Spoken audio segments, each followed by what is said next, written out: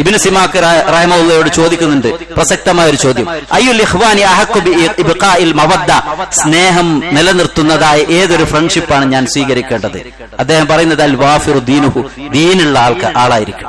നിന്നെ ചതിക്കുകയില്ല, നിന്നോട് ചീറ്റ് ചെയ്യുകയില്ല, ദീനുള്ള ആള് നിന്റെ കൂടെ ഉണ്ടാകും. അൽ വാഫി അഖലഹു, അതേപോലെ നല്ല ബുദ്ധിയുള്ള ആളുകൾ. അല്ലദീ ലാ യമല്ലു അലൽ ഖുർബ്, ഒരിക്കലും നിനക്ക് മടുപ്പ് വരികയില്ല. നിന്നോടൊപ്പം എത്ര ടൈം സ്പെൻഡ് ചെയ്താലും, അയാളോടൊപ്പം നീ എത്ര ടൈം സ്പെൻഡ് ചെയ്താലും നിനക്ക് മടുപ്പുണ്ടാവുകയില്ല. വലാ യൻസാക അലൽ ബുഅദ്, നിന്നിൽ നിന്ന് എത്ര വിദൂരമാണെങ്കിലും അയാൾ നിന്നെ മറക്കുകയില്ല. വൈദാ ദനൗത മിൻഹു ദാനാക, നീ അയാളോട് അടുത്ത് അയാൾ കൂടുതൽ നിന്നോട് അടുക്കും. വൈൻ ബൗദത് അൻഹു റാആക, നീ ഇവിടെ പ്രസൻസ് ഇല്ലെങ്കിലും നീ അടുത്തില്ലെങ്കിലും നിന്നെ കുറിച്ച് അന്വേഷിക്കും, നിന്റെ കാര്യങ്ങൾ അന്വേഷിക്കും. അങ്ങനെയുള്ള കൂട്ടുകാർ. വൈൻ ഇസ്തഅലതഹു അവദക, നിനക്കൊരു ആവശ്യം വന്നാൽ, ഒരു സഹായം വന്നാൽ നീ വിളിച്ചാൽ അവൻ നിന്റെ കൂടെ ഉണ്ടാകും.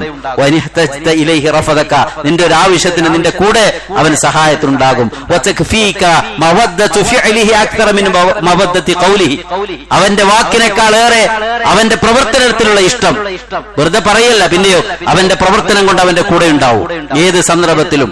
സഹോദരങ്ങളെ, നമുക്കൊരു പ്രയാസം വന്ന കൂടെ നിൽക്കുന്ന ഒരു സഹോദരൻ, ഒരു കൂട്ടുകാരൻ, അങ്ങനെയുള്ള കൂട്ടുകാരൻ നമുക്കുണ്ടോ എന്ന് ആലോചിക്കുക.